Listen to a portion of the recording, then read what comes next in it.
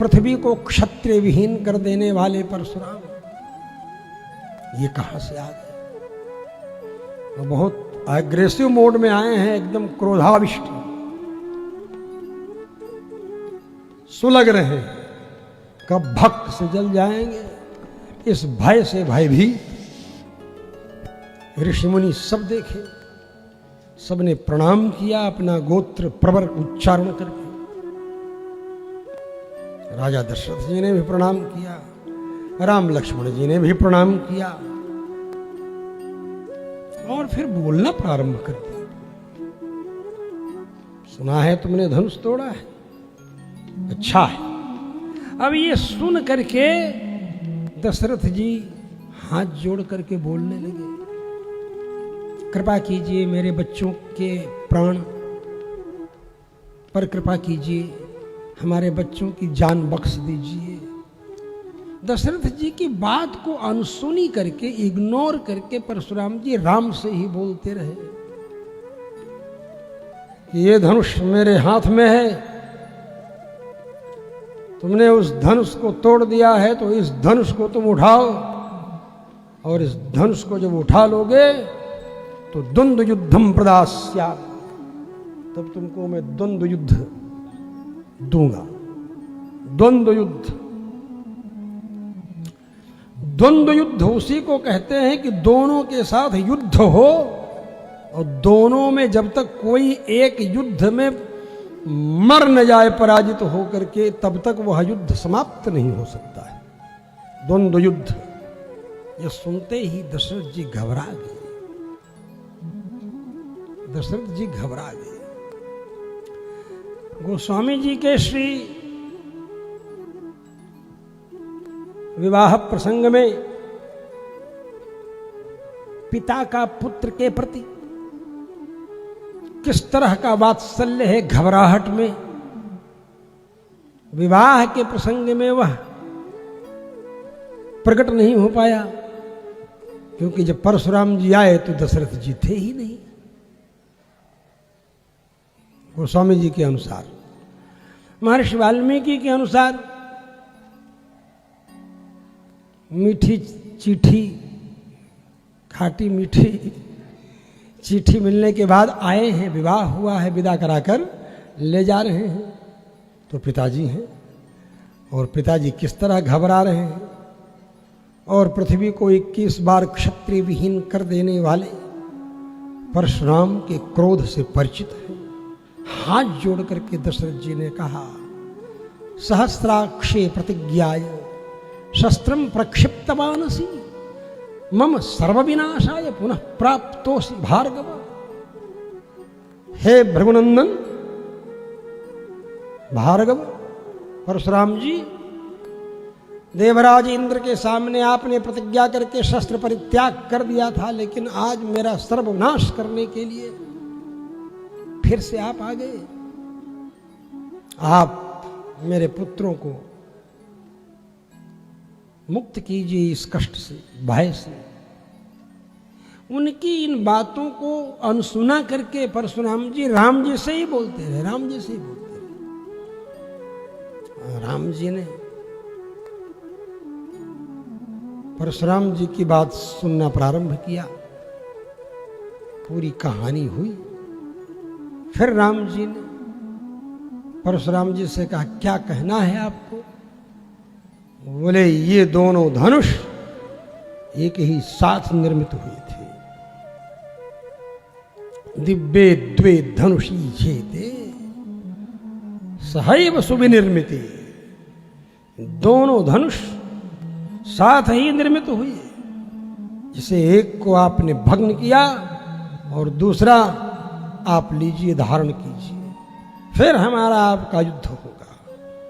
ये सुनते ही दशरथ जी मूर्छित हो गए, मूर्छित हो गए दशरथ जी। राम जी उस समय दशरथ जी की तरफ ख्याल नहीं किए, सोचे कि पहले सामने आए हुए हैं, इनको पहले कंट्रोल कर लिया जाए, फिर तो पिताजी अपने आप ही स्वस्थ हो जाएंगे, जिसके कारण ये भयभीत होकर के और मूर्छित हो गए। राम जी ने खट से धनुष के लिए कहा, दीजिए, तो धनुष दे तो जैसे सीडी प्लेयर में सीडी डालो तो अपने आप खींच लेता ही है, उसी तरह से देत चाप आपू ही चली गई। परशुराम मन विस्मय भयो, स्वयं धनुष चला गया राम जी के हाथ में। राम जी धनुष चढ़ा लिए, बोले धनुष आ गया, धनुष चढ़ा लिया, अब बताओ तुम्हें मारें कि तुम्हारी तपस्या को मारें कि तुम्हारी गति, चाल, स्पीड को नष्ट करें, तुम्हारे द्वारा जीते हुए लोगों को नष्ट करें, जिनको तपस्या के द्वारा तुमने अर्जित किया है। लोगों को नष्ट करने का तात्पर्य यह है कि उन लोगों में फिर तुम नहीं जा सकोगे जिनको तपस्या के द्वारा जीत लिए हो। लोगों को नष्ट करने से तात्पर्य यह है, यह नहीं कि वहां के प्राणियों को मार देंगे राम जी, ऐसा नहीं। बोलो भाई क्या चाहते हो? तब उन्होंने कहा कि जब कश्यप ऋषि को मैंने पृथ्वी दान कर दी जीत करके, तो उसके बाद कश्यप ऋषि ने कहा विषय में न वस्तव्यम त्वया भार्गवनंदन, मेरे विषय माने राज्य में आपको नहीं रहना चाहिए, आपको नहीं रहना, इसलिए मैं महेंद्राचल पर चला जाता हूँ, महेंद्र पर्वत पर चला जाता हूँ। तो मेरी स्पीड, मैंने प्रतिज्ञा कर ली, ठीक है मैं नहीं रहूँगा पृथ्वी पर, मैं पहाड़ पर चला जाऊँगा, महेंद्रगिरी पर चला जाऊँगा। तो मेरी स्पीड आप खत्म कर देंगे तो जो हमने प्रतिज्ञा की है कश्यप महर्षि को भूदान के बाद, पृथ्वी का दान करने के बाद, फिर वो तपस्या भग्न हो जाएगी, मुझे भूमंडल पर ही, पृथ्वी पर ही रहना पड़ेगा। और पर्वतों को, महेंद्र पर्वत वो ऊंचा है, वो पृथ्वी ही है लेकिन दूसरा रूप है, पर्वत रूपा पृथ्वी है, वृक्ष रूपा पृथ्वी, पर्वत रूपा पृथ्वी, जल रूपा पृथ्वी, पृथ्वी भूमि रूपा पृथ्वी, विभिन्न रूप है पृथ्वी के। इसीलिए शैल वन कानन, सशैल वन कानना, शैल पर्वत रूपा पृथ्वी, वन जल रूपा पृथ्वी, कानना अरण्य रूपा, वृक्ष रूपा पृथ्वी, यह स्वरूप है। इसीलिए भगवान राम ने कहा इक्ष्वाकूणाम इयं भूमि सशैल वन कानना। तो इस तरह जब कहा तो भगवान राम ने कहा ठीक है। बोले आपके द्वारा मैं निग्रहित हो गया, मैं पराजित हो गया, इसमें मुझे लज्जा नहीं आ रही है, क्योंकि आप पूर्ण परब्रह्म सर्वेश्वरेश्वर सर्वांतर्यामी है, परब्रह्म परमात्मा है साक्षात।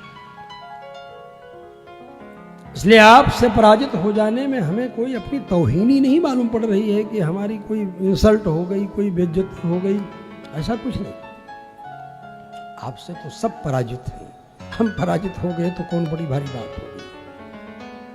और राम जी ने एक बात बोल ही दी। बहुत ऋषियों के, मुनियों के, ब्राह्मणों के भक्त हैं राम जी।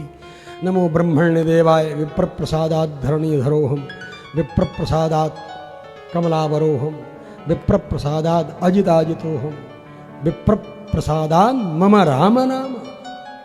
भले हैं सब, लेकिन चूंकि पिता का इन्होंने अपमान किया है, पिताजी की उपेक्षा की है इन्होंने, इसलिए राम जी ने एक बात बोल ही दी, जा बाभन हवा, बाबा जी हवा बभन मारी हो जाई, हिल छोड़ दे तनी तारा के।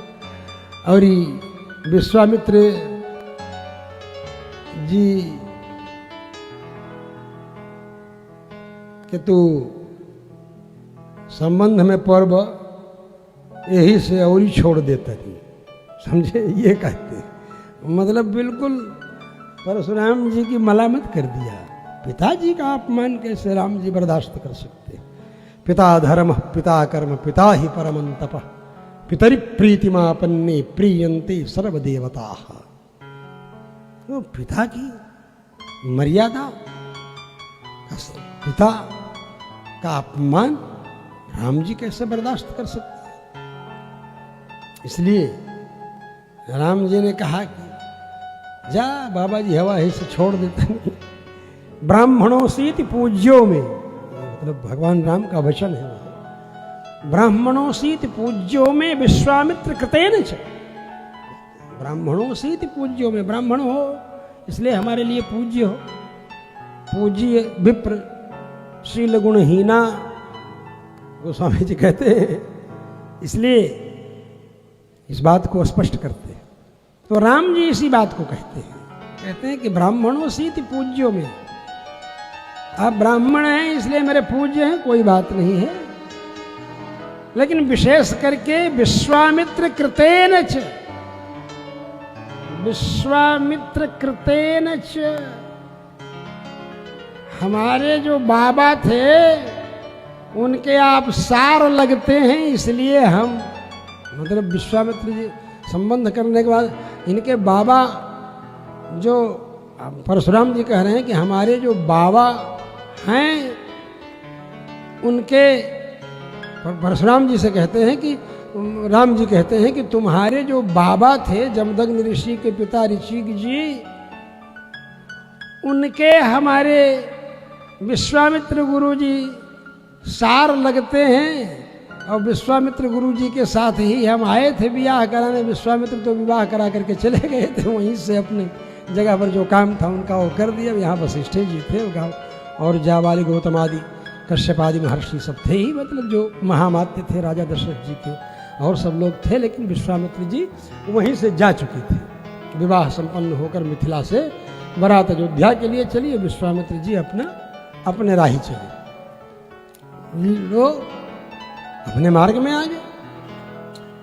भाई बक्सरे से गए थे, बक्सर आए तो कहे ठीक बा, हम संघे बारात के कहा चलिए, हम अपना राही चल जाइए, बक्सरे चल जाइए सोझे। तो हम लोगों के जाए खोखत जौना राही चाहो तो तौना राही चल जा मतलब वहाँ नहीं थे साथ में विश्वामित्र जी। और इसीलिए कह रहे हैं कि विश्वामित्र कृतेन च, विश्वामित्र जी के भगीना के लइका हवा ऐसे तहरा के हम छोड़ देता नहीं, और ही न तो बता देने रहते। मतलब राम जी एक इशारा है भी कर देते हैं, पिताजी का आप मन कैसे बर्दाश्त कर सकते हैं राम जी। इसलिए राम जी इस तरह कहते हैं।